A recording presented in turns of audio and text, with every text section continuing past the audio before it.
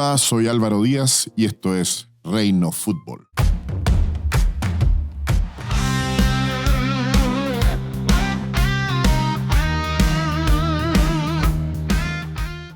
Él es periodista, uno de los cerebros de 31 minutos, hincha de Colo-Colo, gran invitado para Reino Fútbol, el señor Álvaro Díaz. Aplausos, gente. Gracias, muchas gracias. Muchas gracias por venir, Álvaro. Además, te llamé y dijiste que sea al tiro, así que cuando se hablo de agradece. fútbol, yo voy al tiro. Así que Vamos a hablar de fútbol y a lo mejor hay mucha gente que no conoce tu vínculo con el fútbol desde un lugar bien especial que tiene que ver el lugar del aficionado. Todos somos aficionados y aficionadas. Estamos haciendo Reino Fútbol. Recuerden suscribirse además a nuestro canal de YouTube. Le van a llegar además todas las notificaciones y podrán compartir esta conversación, todas las conversaciones que hacemos en Reino Fútbol, en Camarín 90 y en los diferentes productos de, obviamente, Minuto 90. Eres hincha de Colo-Colo, estábamos hablando fuera de cámara. Si yo pudiera haber elegido un equipo, a lo mejor, pero tú decís, uno no elige el equipo del que hincha. No, pues yo heredé familia paterna. Mi familia materna, la verdad, mis tíos no pescaban, eran de la Católica, pero no pescaban mucho el fútbol. Pero familia paterna era de esos míticos viajes al estadio que se preparaban todo el día, que llevaban comida, que iban todos, digamos. Que ponían el himno de Colo-Colo. Yo lo tuve, de hecho yo lo rompí. Tenía esos discos de acetato. Sí. Y alguna vez cargándolos, soy bastante torpe en realidad, y se me partieron por la mitad como 30. Y entre eso estaba el himno de Colo-Colo que ponían en la casa, en una vitrola, en la casa de mis tatas, digamos. Cuando mi hijo era muy chico. Mi hijo era muy malo para la pelota, pero tiene estos recuerdos y heredó con nosotros el ir al estadio y llevarnos ya al año, en los principios de los 80, ya íbamos partidos de Casel y de Mané Ponce, Vasconcelos. Entonces, claro, uno no elige, y además yo creo que sí. Como que uno puede criticar mucho Colo-Colo, pero que otro hable mal de Colo-Colo es como que hable mal de tu hermano o de tu hijo, digamos, ¿no? O sea, el en cambio, con otro equipo yo no lo podría sentir así. El Colo-Colino tiene eso, ¿no? Como que puede ser autoflagelante con Colo-Colo, pero que el resto no te critique a Colo-Colo. No, o sea, no, nadie se mete con... Además es distinto, el hincha de Colo-Colo, siento yo desde Colo-Colo, es más hincha del fútbol en general. El hincha de la U es más hincha de la U, porque ha tenido que comerse muchas derrotas en general en la vida, entonces tiene que inventarse mitos y como justificaciones para entender por qué un equipo gana poco, digamos. Pero en cambio el hincha de Colo-Colo es muy duro, incluso cuando la derrota no es lucida, digamos, cuando la derrota es... o cuando te ayuda los árbitros, etcétera, como que el hincha de Colo-Colo es frío, es mucho más... Siento yo que no es un hincha tan apasionado incluso como el hincha de la U en general, digamos. Hablabais de esto de ir como en patota, que era muy habitual en el fútbol, y había como un ritual. Yo le cuento a mi hijo esta cuestión de que nosotros llevábamos comida al estadio y me dice que una época en las cavernas, ¿cachai? Como de los dinosaurios, así.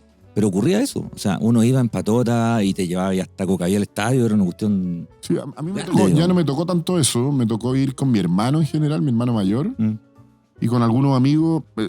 Yo estaba en un colegio de Las Condes, digamos, donde ser colocolino no era una rareza, pero éramos pocos, no éramos tantos.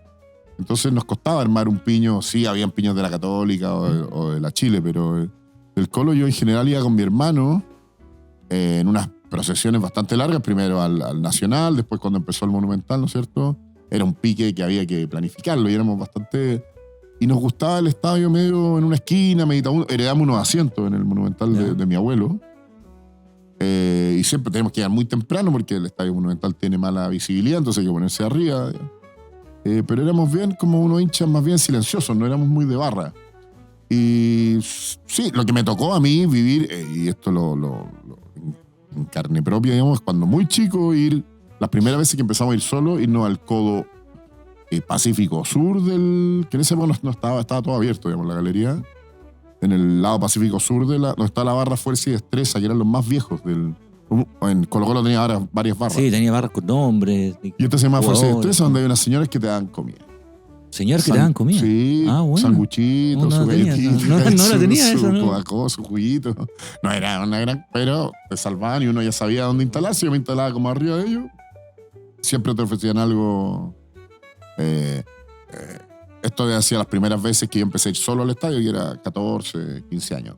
Oye, y estábamos hablando, nombraste jugadores que eran de finales 70, principios de los 80, ¿no? ¿Esos son los primeros que te acordáis? ¿Esa es la primera Claro, época? cuando yo me vuelvo loco por el fútbol, es la época del Chino Isi, del Pillo Vera, Carlos Rivas antes. Ujú.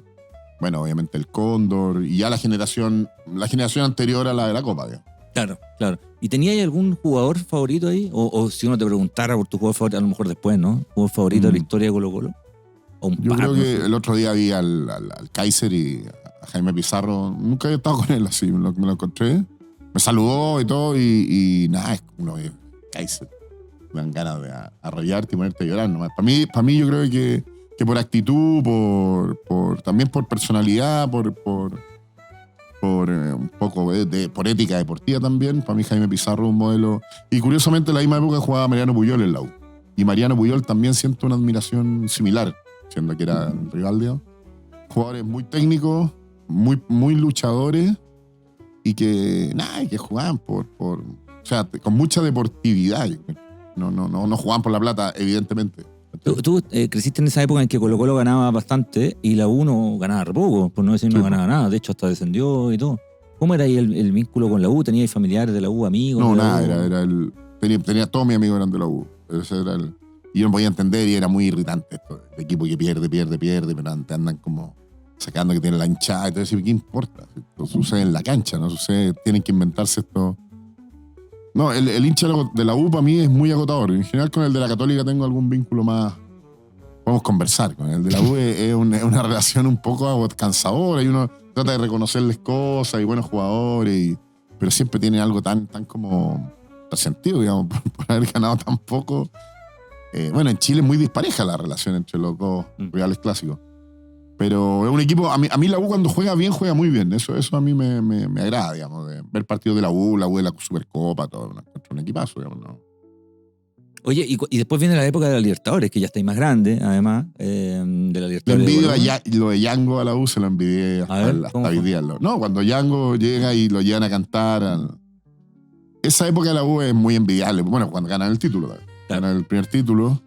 Pero hay toda una mística que la genera al lado de Gino Cofre. Estos jugadores que no eran tan buenos, pero que también estaba Aredes. Tenían un tipo de jugador que era como más parecido al fútbol argentino, digamos. Estos equipos más que tienen más épica. Sí, claro. Esa épica yo creo que ni Colo-Colo la Libertadores la alcanzó a tener tanto como esa épica que podía construir como ese relato que construían la U de esa época. Bueno, porque venían de 25 años sin echar la intro también. Bueno. Había un relato, ¿no? Había una narrativa.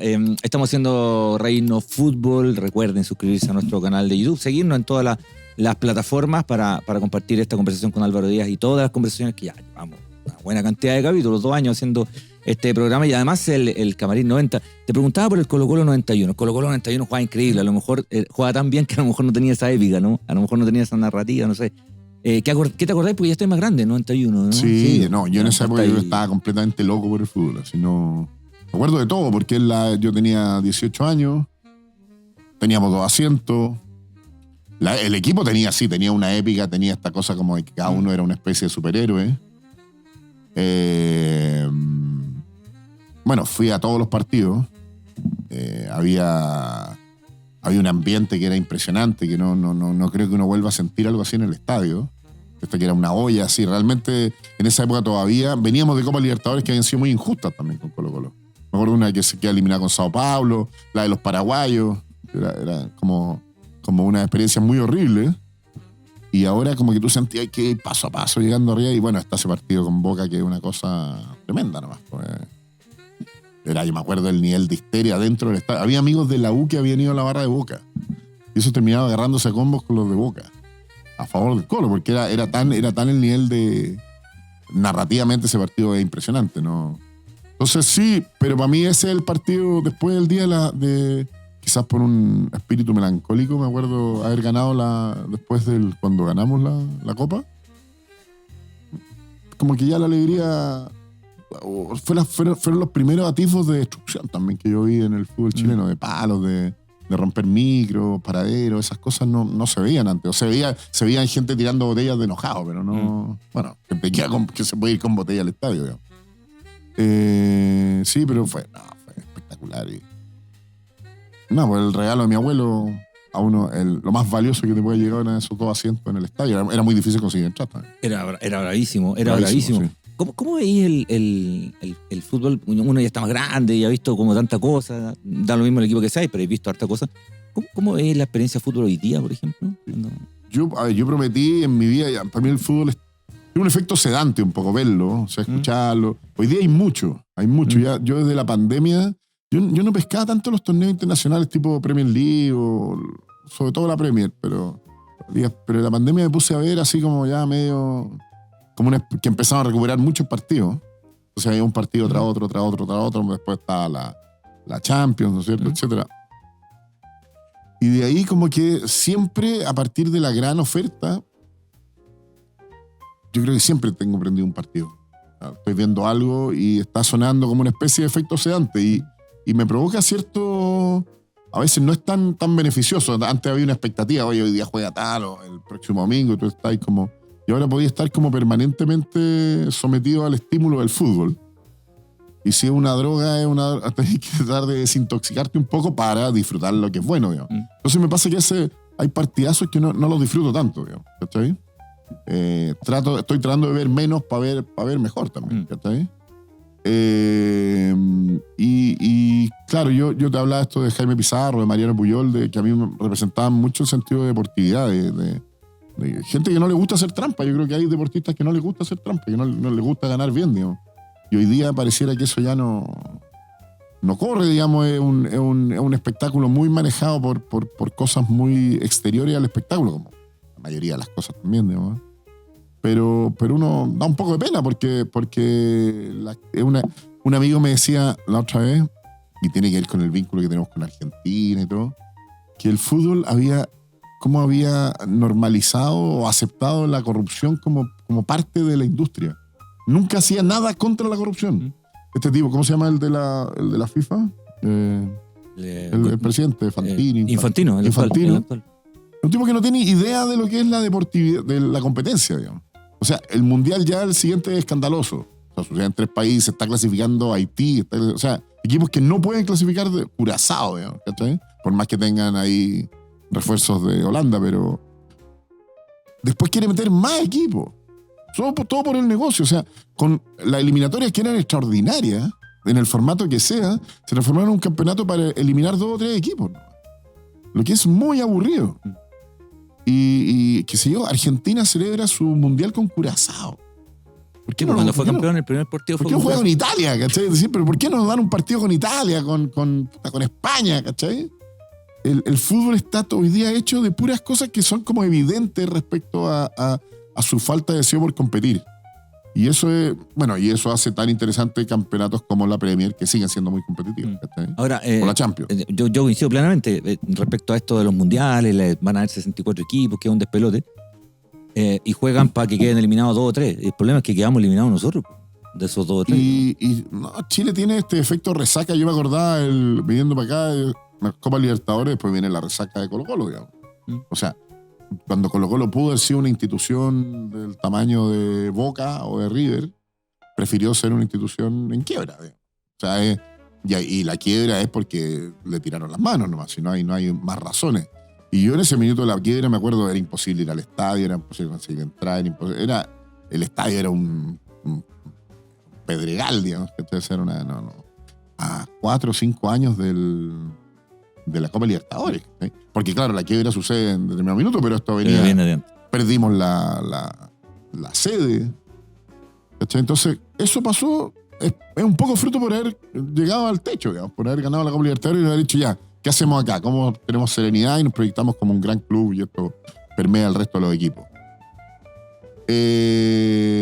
Lo mismo en la Copa América, ¿no es cierto? La historia conocida, entonces como que hay algo en los chilenos que el éxito, no soportamos el éxito.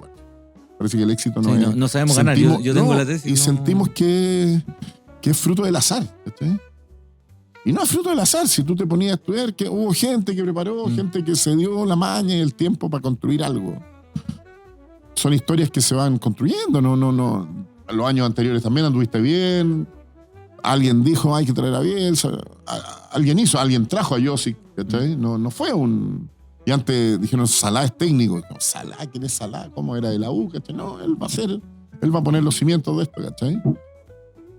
Esas son miradas deportivas bueno, pero pasa que tú ganas y se vuelven todos locos o se llena de mercaderes del templo, que yo creo que eso es lo otro, que no estaban antes y que... Ahí hablamos de representantes, dueños de clubes y todas esas cosas, ¿no? De todo, no es... Bueno, hay un dato que yo pienso mucho en eso, no. Chile tiene 4.000, ¿cuántos kilómetros de frontera con Argentina? Y es casi su única frontera real, digamos, que es el fútbol más grande del mundo en términos de exportación. Y exporta no solo jugadores, exporta todo. Una historia completa. Y una narrativa, como decíamos. Una narrativa y sus cosas maravillosas y sus cosas terribles. También. Un estilo.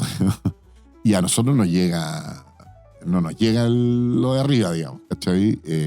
Tienen que poner a jugar jugadores en donde sea, digamos, porque no caen en el equipo de primera ni de segunda. Entonces somos como una especie de división intermedia entre primera y segunda Argentina y como un equipo chico de primera, digamos. Y nos llega todo eso, nos llega una cultura de Argentina que es muy difícil de anteponer a eso la personalidad del fútbol chileno, porque el argentino te pasa por arriba en todo, digamos. ¿Tú consumís medios deportivos, Álvaro? ¿Veis, por ejemplo, no sé, periodismo deportivo? ¿Te gusta alguien seguir narrativa? O sea, relatores. Porque nos criamos en una época 80, digamos, súper marcada por algunas personas, digamos. Con Calcuro, con Julio Martínez, con Vladimiro, claro, con todo eso. Raúl Prado antes. Sí, Zapito, por supuesto. Sí, pero más de tele y de radio, yo creo, harta radio. Cuando chico escuchaba los partidos Colo-Colo por la radio. Yo me acostumbré a la radio, al programa de los tenores, etcétera, los programas de almuerzo, que es como almorzar tranquilo, solo en tu casa, poner el programa y como hacerlo muy llevadero. Yo cuando voy harto al sur, a Chiloé, y siempre trato de manejar, le escribo a Carlitos Costa, le pregunto, según de la ciudad donde vaya, le escribo cuál es el dial. ¿Cuál es el dial? Sí, ¿Cuál es el dial de ese tramo? Sí, lo tira al aire. Y me garantizo así un tramito de horita y media así por ese lado. Y se me hace muy llevadero, me encantan los programas y en general me agarro uno así por épocas, digamos. Oye, tú vas al estadio, pero no vas solo al Monumental. Hace poco fuiste al Monumental, te quiero preguntar también por eso, pero fuiste a Santa Laura, por ejemplo, ahora. Sé que ha ido a Magallanes, que vaya a Palestino, que te gusta ir a la cancha, digamos. Me gusta llevar a mi hijo. Y creo que es un buen pasatiempo, padre e hijo, ir a que conozcan más. Es una manera, en un país tan segregado, una ciudad tan segregada, es una manera de conocer, de conocer otros barrios, de conocer a otra gente, de perderle el miedo a la gente. Una vez con mi hijo, en esa misma dinámica, entonces vamos a ir a la Unión, vamos a ir a Palestino, vamos a ver a los equipos que son familiares. La gente ahí además es súper cariñosa, te reconoce. Yo tengo un hijo chico, dos hijos más grandes, pero uno chico de 9 años. Para él es importante que a veces te saludan, ¿cachai? Te convían algo para comer, etcétera. Siempre hay algo... Se compran las camisetas, ¿cachai? La vida en Santa Laura en la cisterna es distinta, ¿no?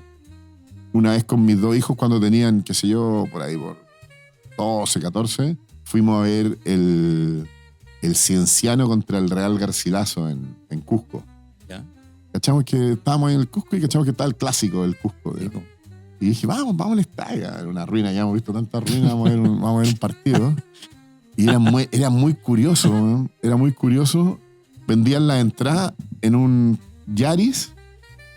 En una puerta del Yaris había en otros lugares, pero había un Yaris estacionado al medio de la calle, en una intersección, afuera del estadio. En una ventana abierta vendían las del lado del Cienciano y en la otra ventana la del Real Garcilaso. Y eran dos colas frente al Yaris, digamos. Las compraba ahí, en un estadio que estaba en como muchas cosas en Perú, en Obra Gruesa. Tú veías ahí como los fierros de las cabinas nomás, pero habían radio entre medio, pero eran los puros fierros. La Obra Gruesa, vendían mucha comida, había mucho como los peruanos. Las barras completamente mezcladas, o sea, el público completamente mezclado, conversando quién es quién es el 9 de ustedes, ¿cachai? Ambiente muy agradable, y yo de repente me puse para esta cosa que era como un parque, o sea, un parque no, era realmente muy improvisado todo, me puse a fumar. Y alguien se da vuelta y dice, hey, ¿estás en el estadio, pe? Y dice, ¿cómo se te ocurre fumar acá? Sí, era como... Esto era en Wembley. Está bien, pues cuidaban lo suyo. Sí, estábamos, y yo dije, perdón. ¿sí? Pero sí, hemos ido a ver algo de fútbol afuera, un partido de Tigre, me acuerdo, de Godoy Cruz contra Tigre, me acuerdo. En Argentina, cuando estamos afuera, tratamos de ver partidos o la clásica para al borde del camino en el campo, que es los mejores partidos. No, partidos. No, y ahí no hay árbitro, no hay VAR, no hay. Y no, en Chiloé juegan, hay varios campeonatos y nosotros vamos a ver como la final y todo. Mi hijo sueña con jugar ahí, coincidir en alguna ocasión para enrolarse en el Deportivo Los Robles, que me toca. En los personajes de 31 minutos hay un reportero deportivo, ¿no? Hay un comentarista. O sea, que son como una especie de... Ahí hay un guiño, ¿no? Hay un homenaje ahí. O sea, Zapito, aunque sea esta idea de poner al Balón Fombola y Raúl Guantecillo. La idea original era porque era como... 31 minutos nace como un noticiero de títeres. Era un noticiero que metía muchos temas con niños. Y era como podíamos hacer una sección con juegos de niños y que los mismos niños lo explicaran. Entonces teníamos un periodista que era una pelota de tenis que se llama Tennyson Salinas y él iba como a reportear a los patios de los colegios. Y estos otros dos lo comentaban para darle más una estética. Y se transformó, claro, y la referencia obvia era siempre estas duplas de... Hoy día no existen porque más encima comenta uno nomás. Estas duplas de comentaristas que eran muy, muy entretenidas porque eran como... Porque uno ya las tenía muy asociadas y era como... Había algo para las generaciones más jóvenes. Uno no sabía a veces si iban a transmitir los partidos. No, pues de repente un día en la tele estaba. Uno estaba claro, ansiosísimo. Y entonces aparecía un comercial de Coca-Cola. Ya, a esta hora no va comercial de Coca-Cola. Decía, ya, estamos. Sí, y ¿verdad? partía, sonaba la ¿cómo se llama? La Sibelius, digamos. Y partía y decía, ya, estamos. Y una imagen del estadio y aparecía Carcuro con Zapito, aparecía Alberto Fuyú y Cela, ¿cachai? Estas duplas y uno se ponía tan feliz, era como que... En fin, y a veces lo contrario, digamos. Quedaban 10 minutos por partido y no empezaba ninguna transmisión y empezaba a averiguar en la radio si alguien lo iba a transmitir y no... Siempre se estaban negociando ahí como los derechos de transmisión encima del partido, digamos. Sí, hubo partidos que lo transmitieron casi jugándose. Sí, y esto pero... de verdad ocurría. Ya estamos y están 2 minutos. Y aparecían de repente y uno se volvía loco. Yo me acuerdo, los partidos de Copa Libertadores eran así, aparecían de repente. ¿Sí? Y no había esta lluvia de partidos. O sea, hoy día tenemos ya, bueno, no sé, 3, 4, un martes. Oye, si Bodoque fuera hincha de un equipo, ¿de qué equipo sería? Bodoque. Apostadora, ojo. No, Bodoque es medio colocolino, yo creo. Tiene algo como de no tan involucrado, pero que le gusta el estadio, que le gusta estar callado, así como... Hay algo en la tribuna de Colo-Colo que hay harto Bodoque, así. Como compadre que viene de comerciante, viene de la pega. Así. Oye, ¿y Tulio? De la Católica. Debe ser, ¿o no? Claro. Tiene un aire, ¿no? Tulio tiene un aire, sí, de la... El otro día estábamos... Yo sé que no tiene nada que ver con Minuto 90, estábamos pensando por quién votarían los dos títeres. Y yo dije, Tulio Parisi. Tulio Parisi. Las tiene todas. No tiene idea, claro. Las tiene todas. Oye, hace poco fuiste al Monumental, te invitó la gente del Club Social. Del Club Social. Sí. ¿Cómo se dio eso? ¿Cómo te invitaron? No, invitaron a Pablo. A Pablo y la Vaca, que estuvo acá también acá. Y me dijo, vamos. Yo estaba feliz. La gente se pasó, ¿no? Yo esperaba una invitación al estadio nomás. Y dije, ojalá sea Rapa Nui. Lo único que quería que fuera arriba, no sea, ¿no?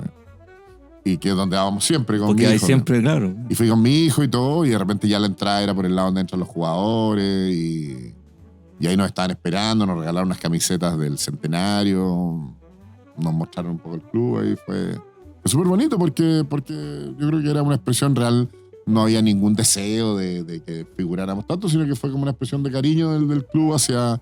Le encantó que tuviéramos el sticker de Colo-Colo en el Tiny Desk, en el computador del Cabezón.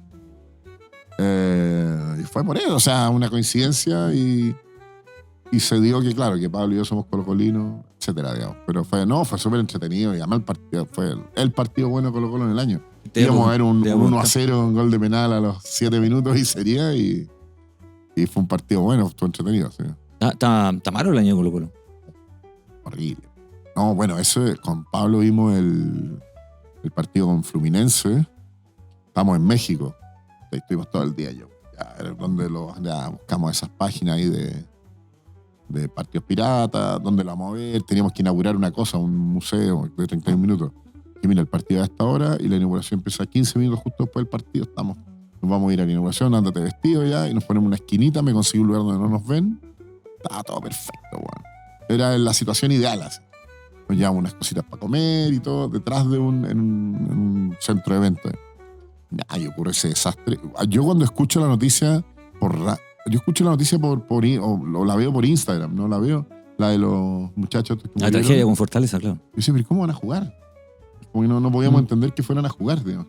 Con 2 muertos ya esto va a ser un desastre, sobre todo son 2K, o sea, una mujer y un hombre, Sí, pero niños. Sí, así, chicos, ¿cachai? 2, 18 O sea, y 12. es 13. tremendo, ¿cachai? ¿Cómo alguien decide que... Porque es muy peligroso, además.